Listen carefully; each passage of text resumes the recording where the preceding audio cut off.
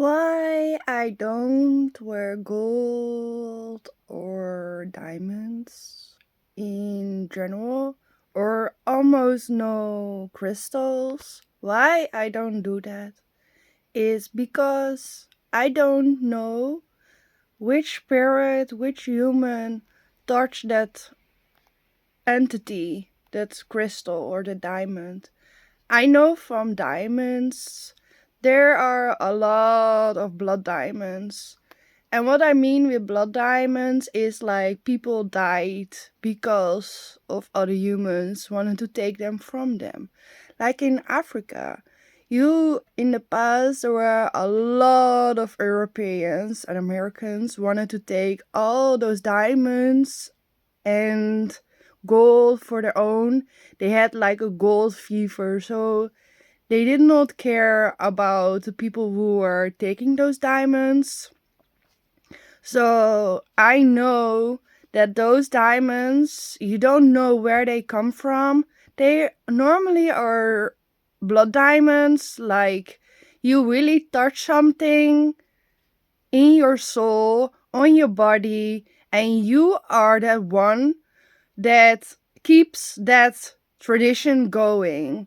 Like, if you want to have a real diamond, a good diamond, or a gold one that is good for you, you should find it yourself in the earth, or on street, or in the desert, or in the water.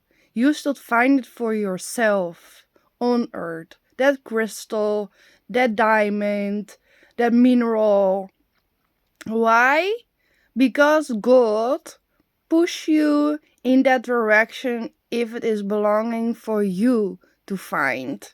Like in my past, I bought crystals and stuff, but now I also know that a lot of nature is being taken because, like, a lot of um, hidden places they hide minerals and crystals like caves. They use it for protection. They need those crystals. Like the earth, the diamonds, they need the diamonds in the earth for the vibration of the planet. You don't need it for your phone. You don't even need a phone. The phone is like modern technology. I am happy that I have it. But like a lot of phones, you won't know, but there is gold inside. Like a lot of people who take like the MacBook or Tesla or those cars who are very different nowadays days, they really come from slavery, you know? So if you buy those things, you actually allow that kind of harmness still alive. So all those cars, all those Teslas, all those expensive Ferraris, all those things, they look like they come from space. They come from a different galactic universe or something. You see? Like if you come from Earth, you will go and find those horses. You don't need a car Ferrari because you know those cars are so bad for nature. They economy, they make is so bad. A Ferrari, like for real, for the economy itself. It takes taxes. It takes benzene like crazy, or electronica for crazy. Like the Tesla. How much electronica it takes for a Tesla to load up? Yeah, and then you take it out the ground, those energies or from the wind. Like those wind turbines are so bad for the birds.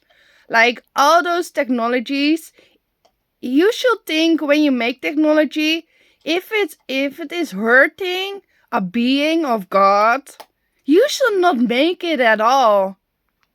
Like for real. You should not make it. You should not make those white turbines. You should not make Um, like if you think about the solar panels, they don't really harm any being. Maybe their magnetic field, what transcends in the earth, could do something. But those solar panels, you don't kill anything from it. Like it is just on your roof. But maybe you think like, hey, you have it on the road, but what does those electronics do to me? If it is all the time loading and loading and loading, is it good for my soul? Is it good for my body? Does all those technology is going from off of my roof? I don't think so. It is good for your being to be all the time in electronica.